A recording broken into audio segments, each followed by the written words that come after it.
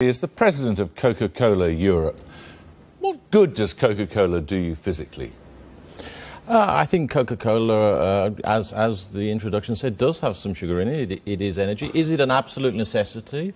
No, it's not. Millions of people enjoy it as part of their diet across the UK. Does have some sugar in it, you say? It does. Why don't you say specifically how much sugar there is in this can, for example?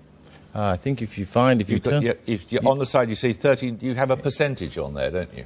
Yes, right here on the front, it quite clearly calls out the amount of sugar in this can of Coke. And what does it say?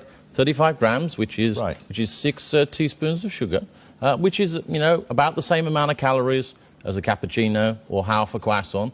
So there is calories. And actually, what we're doing is to say, look, the information is here. We want to actually promote and make sure people do you imagine people know if they go to the cinema, and they get, this is a small one, and there are big ones here too. You go to the cinema and you get a jug of Coke like this. Do you think people have any idea how much sugar's in it? And maybe they don't. And I think one of the things we need to do... Look at this. 23 sachets of sugar in that single container, the equivalent thereof. Now, that is a staggering amount of sugar, isn't it? That is why we're very focused, as one of the things we're doing, on getting the information out there. We're not trying to hide the information behind what's in a Coca-Cola Classic. To hide it. But there's zero sugar in a Coke Zero. Well, clearly, it's called a Coke Zero. But a Coke Classic, look at this one here. There's 44 packets of sugar in this one. 44! Indeed, there are, and I think what we're saying is, look, we want to make sure that people have the information available to them so that they can make the choices, and if they don't want the big one, then fine, and that clearly is not one that's going to be for everyone. We want to make sure the information is available. We want to make sure there's more availability of more choices, whether it's smaller packages, as you had in your intro. Yeah, but whether it's 23 in something this size or 44 in something this size, each of which is to be consumed in one single sitting at a cinema, this is staggering, isn't it?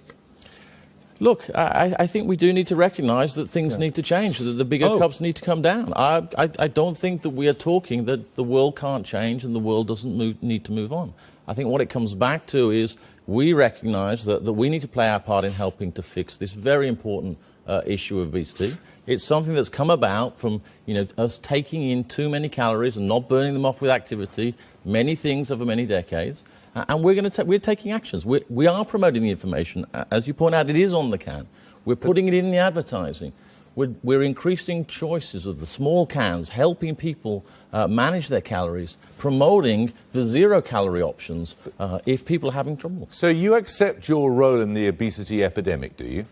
I think as a contributor of calories into the British diet, of course we must. I mean, soft drinks, all soft drinks together contribute 2% of the calories. It's a part of it, and therefore we need to accept our role, and we do. And that's why we want to focus on actions that we believe will help bring this crisis under control. Isn't what you're doing very similar to what the tobacco companies did when, after the link with cancer had been established, started then trying to get us all to smoke light cigarettes, as opposed to saying, don't have any of them?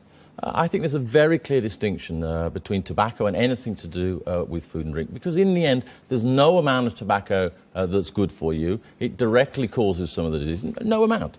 Whereas with food and drink, anything in moderation can work within your lifestyle. Maybe one of these packets in a cup of tea during the course of the day, or maybe even two. 23 in the smallest container at the cinema.